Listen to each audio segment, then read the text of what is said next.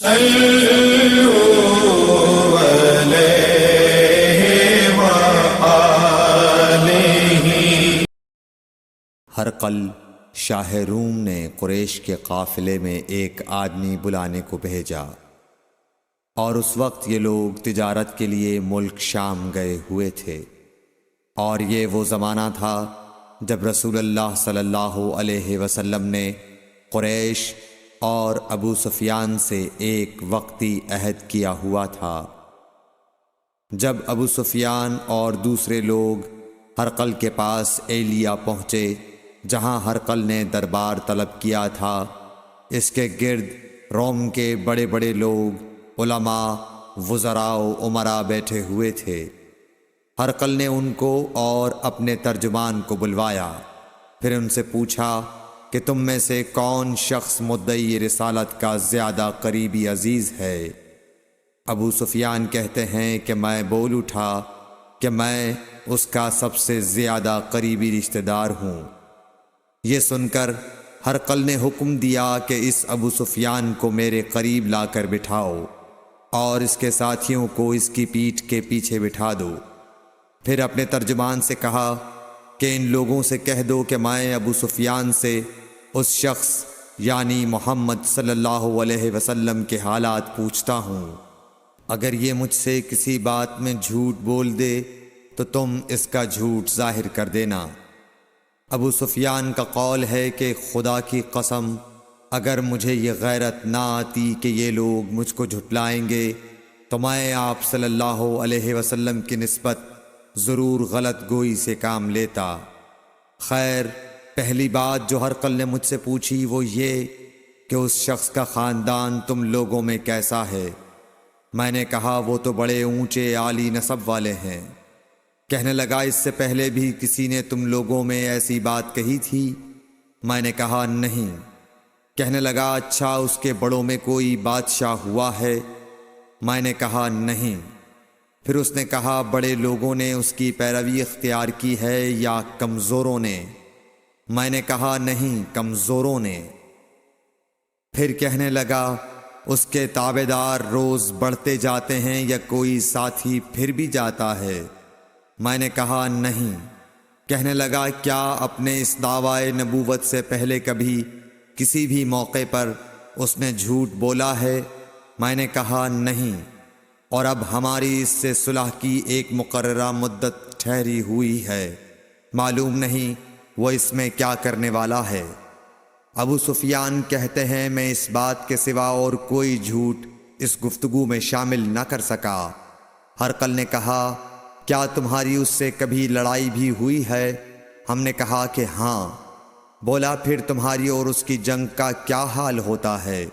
میں نے کہا لڑائی ڈول کی طرح ہے، کبھی وہ ہم سے میدان جنگ جیت لیتے ہیں اور کبھی ہم ان سے جیت لیتے ہیں۔ ہرقل نے پوچھا وہ تمہیں کس بات کا حکم دیتا ہے؟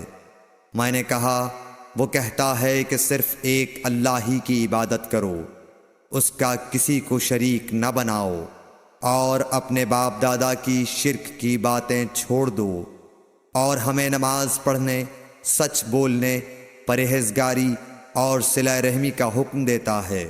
یہ سب سن کر پھر ہرقل نے اپنے ترجمان سے کہا کہ ابو سفیان سے کہہ دے کہ میں نے تم سے اس کا نسب پوچھا تو تم نے کہا کہ وہ ہم سے عالی نسب ہے، اور پیغمبر اپنی قوم میں عالی نسب ہی بھیجے جایا کرتے ہیں۔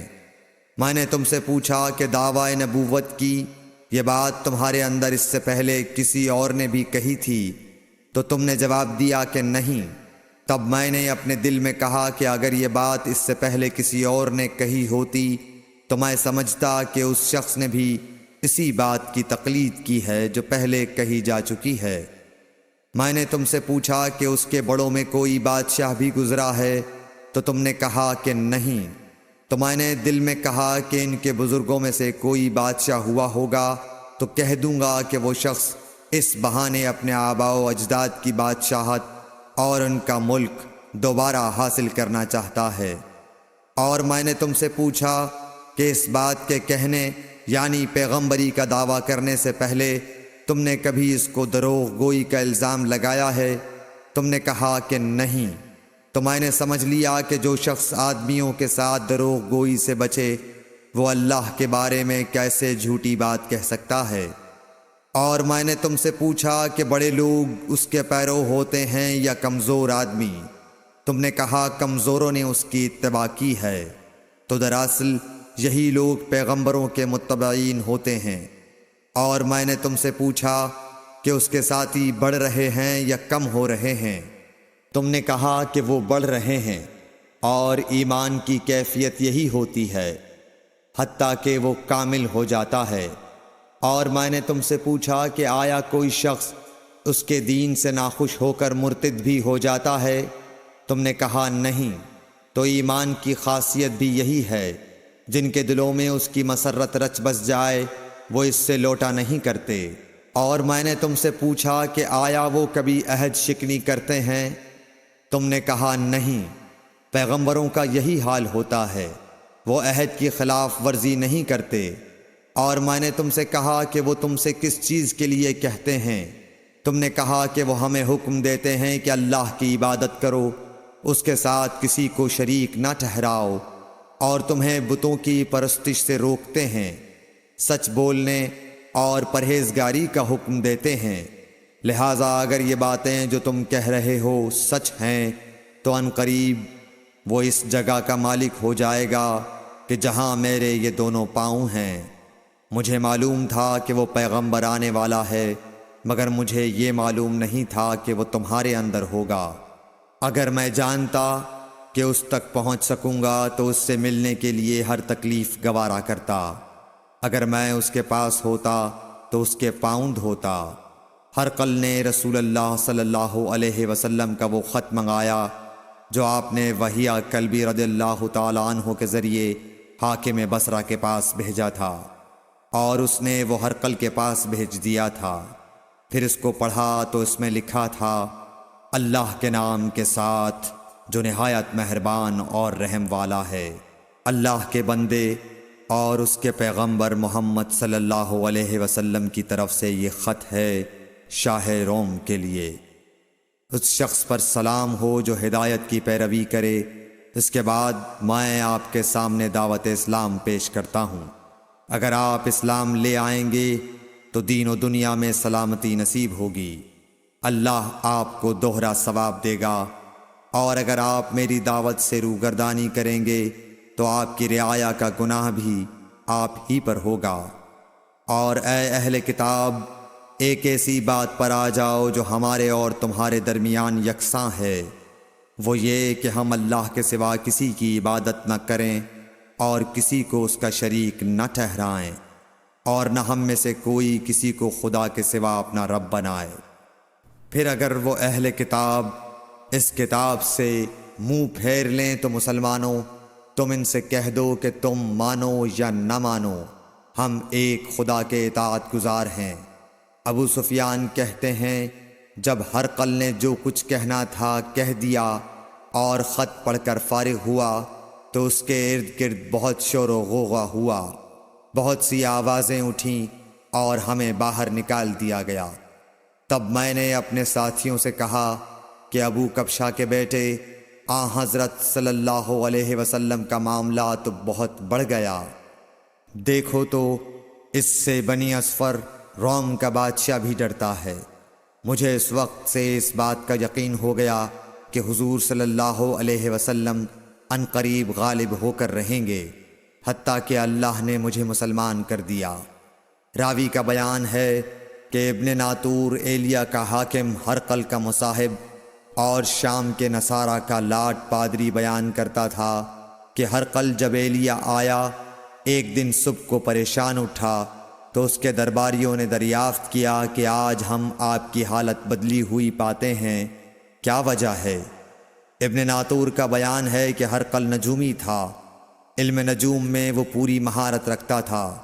اس نے اپنے ہم نشینوں کو بتایا کہ میں نے آج رات ستاروں پر نظر ڈالی تو دیکھا کہ ختنہ کرنے والوں کا بادشاہ ہمارے ملک پر غالب آ گیا ہے۔ بھلا اس زمانے میں کون لوگ ختنہ کرتے ہیں؟ انہوں نے کہا کہ یہود کے سوا کوئی ختنہ نہیں کرتا، سو ان کی وجہ سے پریشان نہ ہوں۔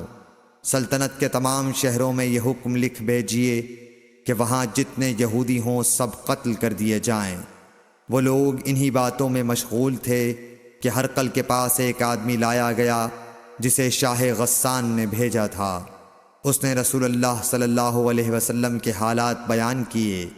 جب ہرقل نے سارے حالات سن لیے تو کہا کہ جا کر دیکھو وہ ختنہ کیے ہوئے ہے یا نہیں۔ انہوں نے اسے دیکھا تو بتلایا کہ وہ ختنہ کیا ہوا ہے۔ ہرقل نے جب اس شخص سے عرب کے بارے میں پوچھا تو اس نے بتلایا کہ وہ ختنہ کرتے ہیں۔ تب ہرقل نے کہا کہ یہی محمد صلی اللہ علیہ وسلم اس امت کے بادشاہ ہیں جو پیدا ہو چکے ہیں۔ پھر اس نے اپنے ایک دوست کو رومیہ خط لکھا اور وہ بھی علم نجوم میں ہرقل کی طرح ماہر تھا۔ پھر وہاں سے ہرقل حمص چلا گیا۔ ابھی حمص سے نکلا نہیں تھا کہ اس کے دوست کا خط اس کے جواب میں آ گیا۔ اس کی رائے بھی حضور صلی اللہ علیہ وسلم کے ظہور کے بارے میں ہرقل کے موافق تھی کہ محمد صلی اللہ علیہ وسلم واقعی پیغمبر ہیں۔ اس کے بعد ہرقل نے روم کے بڑے آدمیوں کو اپنے حمص کے محل میں طلب کیا اور اس کے حکم سے محل کے دروازے بند کر لیے گئے۔ پھر وہ اپنے خاص محل سے باہر آیا اور کہا، اے روم والو، کیا ہدایت اور کامیابی میں کچھ حصہ تمہارے لیے بھی ہے؟ اگر تم اپنی سلطنت کی بقا چاہتے ہو تو پھر اس نبی صلی اللہ علیہ وسلم کی بیعت کر لو اور مسلمان ہو جاؤ۔ یہ سننا تھا کہ پھر لوگ وحشی گدھوں کی طرح دروازوں کی طرف دوڑے، مگر انہیں بند پایا۔ آخر جب ہرقل نے اس بات سے ان کی یہ نفرت دیکھی اور ان کے ایمان لانے سے مایوس ہو گیا تو کہنے لگا کہ ان لوگوں کو میرے پاس لاؤ۔ جب وہ دوبارہ آئے تو اس نے کہا، میں نے جو بات کہی تھی اس سے تمہاری دینی پختگی کی آزمائش مقصود تھی، سو وہ میں نے دیکھ لی۔ تب یہ بات سن کر وہ سب کے سب اس کے سامنے سجدے میں گر پڑے اور اس سے خوش ہو گئے۔ بالآخر ہرقل کی آخری حالت یہی رہی۔ صحیح بخاری حدیث نمبر 7۔